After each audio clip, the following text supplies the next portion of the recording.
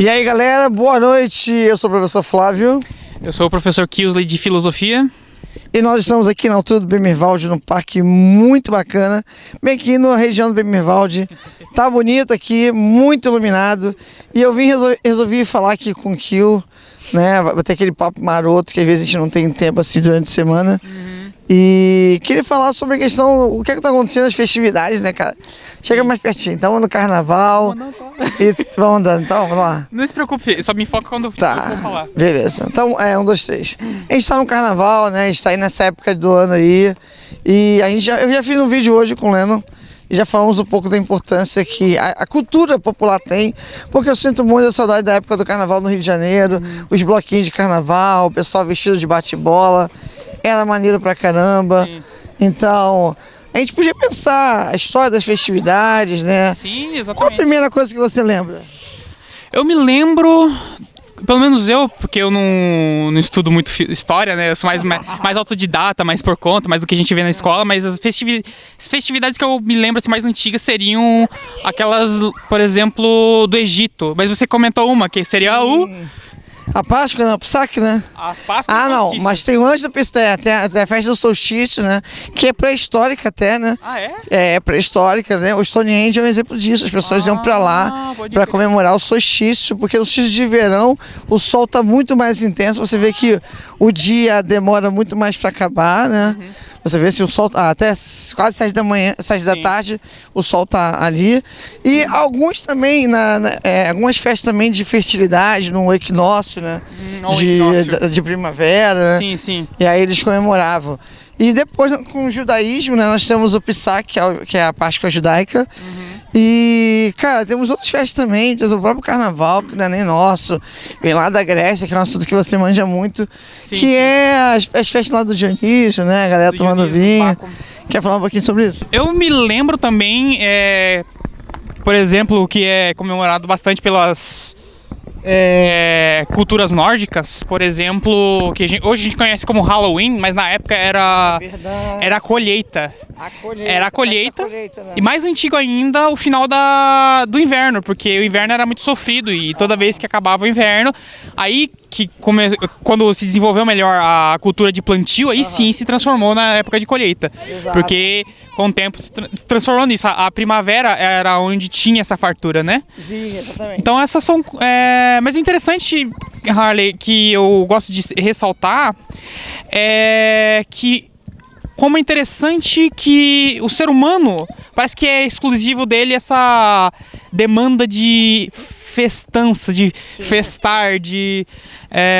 Acho que nós somos os únicos na natureza que fazemos isso de verdade. Exatamente, a gente não tem por exemplo, tem época de acasalamento, mas é um fenômeno natural, não é uma festa. Exatamente. Não é uma... Instintivo, né? Exatamente, então a gente que inventa motivos para festejar, para celebrar, na verdade, né? Sim, para celebrar. E isso me faz pensar sobre a questão de sociabilidade.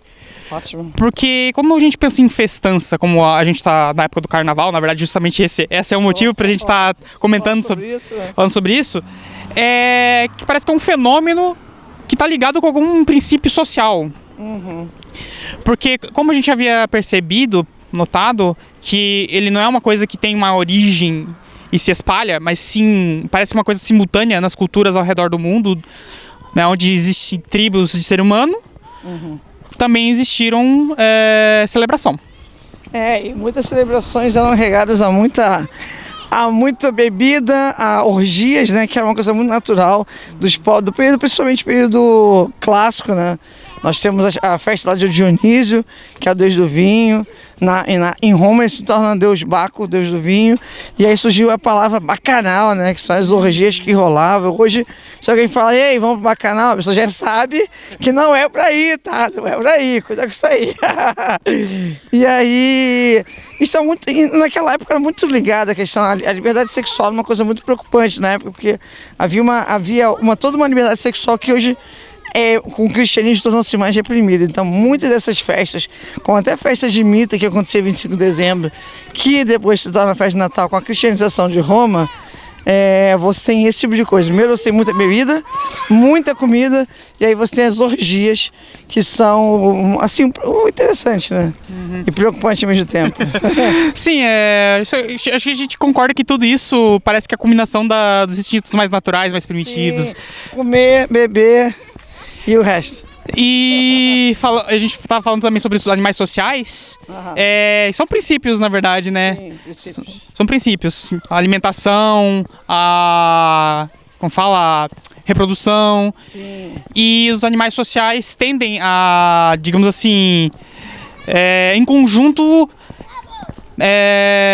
preservar a espécie, perpetuar a espécie em conjunto. Como, sim. por exemplo, as abelhas. Boa, bem lembrado. E as formigas.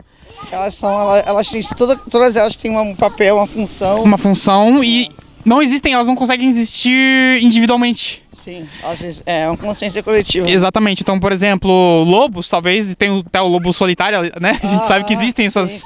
Sim. São peculiares, mas eles conseguem sobreviver, diferente de certos animais que simplesmente não conseguem sobreviver sozinhos.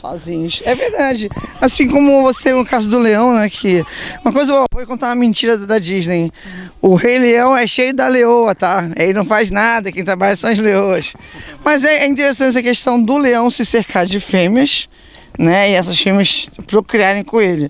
Outra coisa, voltando um pouco das festas, muitos das festas que nós temos noção, como Páscoa, que a nossa Páscoa é muito pagã, nosso Natal é muito pagão, porque nós temos, quando ocorreu o intercâmbio cultural dos países, né, através das conquistas, através das migrações, a gente tem, por exemplo, o carnaval tem várias origens, como já foi a festa de Dionísio, nós temos também o carnaval de Veneza. Então, esse intercâmbio cultural ajudou a gente ter acesso a muito conhecimento. Por exemplo, dá um exemplo bobo, a troca de presente de Natal é celta, o pinheiro é celta. Por que o pinheiro? Porque era a única árvore que no inverno ela não cai as folhas. Simboliza a vida. Exatamente, como a religião dos druidas, você tinha uma adoração às árvores, né? Então você tem essa situação. Além também que a guirlanda era para espantar os maus espíritos. Tem tudo isso. E, bom, para que a gente está falando sobre tudo isso, afinal de contas? A gente está vendo aí os princípios do que seria os animais sociais. Sim. E o princípio. Vai passar no canal Flávio Harley, segue lá, é nóis. Flávio Harley. Por que a gente estava falando sobre tudo isso? Mencionando tudo isso? A gente está vendo alguns princípios, primeiro, dos animais sociais, né? Umas similaridades, essas coisas que a gente vê, para que existem. Afinal de contas, isso tudo tem a ver com um princípio de sobrevivência. E ver como que isso impacta o ser humano, né? Porque a gente entende que a festança ela tem alguma ligação com esses princípios de animal social. Claro que tem, às vezes você espera o ano inteiro para aquela festa, né? Tipo carnaval, o pessoal, quem gosta muito, espera o ano todo, né? Tanto que as pessoas se unem em prol da festa. Eu acho que culturalmente eu acho muito interessante, entendeu? Como um período, principalmente, repetindo a história do carnaval, tá? Ocorre corre antes da quaresma, tá? Que é os 40 dias antes da Páscoa, do Psaque. E aí você pode ir mais longe, né? A galera cai um pouco na farra sem muita preocupação. Eu queria também falar, a falta é que assim, a gente como animal social, a gente não dá pra viver sozinho. Ninguém é uma ilha, nenhum homem é uma ilha. Então nós precisamos ter uma companhia. Nós temos muitos traumas da nossa evolução, o medo da escassez, o medo de morrer sozinho, o medo do frio, sabe? Então tudo isso nos tornou o que nós somos, mas foram o quê? Milhares de anos, né? Eu digo milhões quando apareceu o primeiro hominídeo, né? Para as coisas mudarem desse jeito, ok? Então, aí justamente eu acho que a festança ela reflete isso. Sim, é verdade. O carpedinho.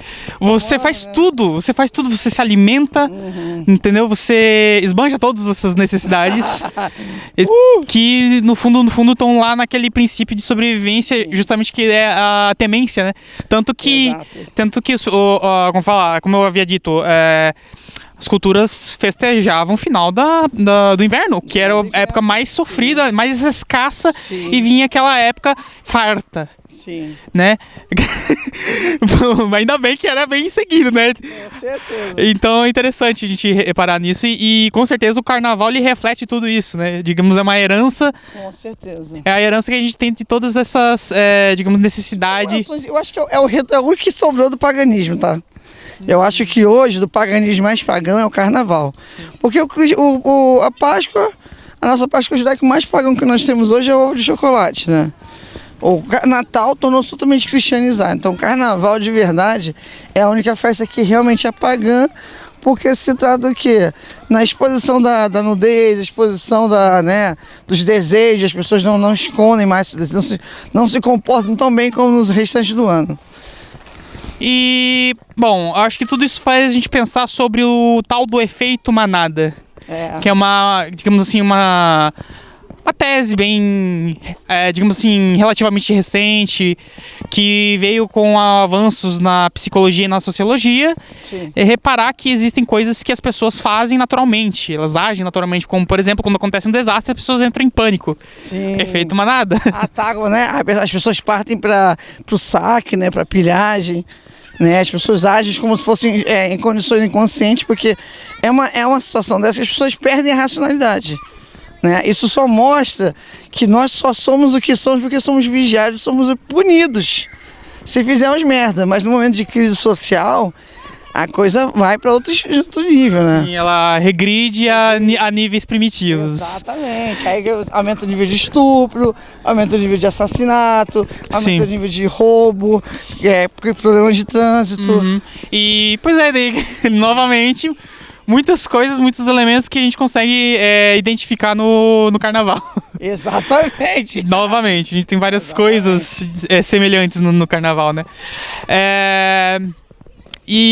Mas eu acho que, novamente, quando a gente fala de efeito manada, as pessoas veem sempre com maus olhos, assim, como uma coisa vulgar. Sim, ó. Mas a gente consegue perceber que tudo tem a ver com... Houveram épocas em que isso foi essencial para o ser humano sobreviver. Né? A sobrevivência. Digamos assim, a ordem como a gente conhece hoje, a ordem que a gente vê na sociedade, que é os governos, mesmo na época do feudalismo, nas épocas das tribos, a gente tem essas organizações, mas até então são coisas que fazem o ser humano, digamos assim, se organizar de maneira natural e garante a sobrevivência do ser humano. Isso é questão de evolução de civilização. Né? Sim, a gente vai evoluindo e vai ficando cada vez mais civilizado. Que aprendeu o que é melhor, o que é pior. E as pessoas que estabeleceram isso morreram há séculos, né? Sim. O que nós somos hoje, devemos muito ao cristianismo, porque se não fosse o cristianismo a gente estaria fazendo muito mais coisas, né? O carnaval seria o ano todo. E acho que a importância do cristianismo que nos deu mesmo esse trato social, né? Nós vivemos essa questão desse contrato, sabemos que se fizermos alguma coisa, passarmos fora da faixa, algo vai acontecer. Porque assim, eu vou te falar, a partir do momento que não tem crime e castigo, acabou a sociedade, mano. E pra finalizar, acho que a gente consegue ver isso, por exemplo, uma coisa que eu tinha percebido quando a gente estava conversando mais cedo, que é o tal do que eu chamei de efeito manada racionalizado, que é quando você transforma o efeito manada, certo, um comportamento geral, instintivo, de maneira intencional, você educa o povo e eles passam a agir de uma certa maneira em momentos de crise, como por exemplo acontece no Japão, que sempre que acontece um desastre natural, eles têm todo um procedimento que seria uma maneira racionalizada do efeito manada, porque todos fazem a mesma coisa, certo? Porque sabem o que deve ser feito e eles fazem de maneira muito organizada, evitando todo aquele caos que geralmente aconteceria. E um país como o Japão, que está bem em cima de várias fissuras, né, ali na costa terrestre, eles... Com algum tempo eles aprenderam realmente a se adaptar. Isso me lembra também a ideia do mais forte também, né? Do darwinismo, né?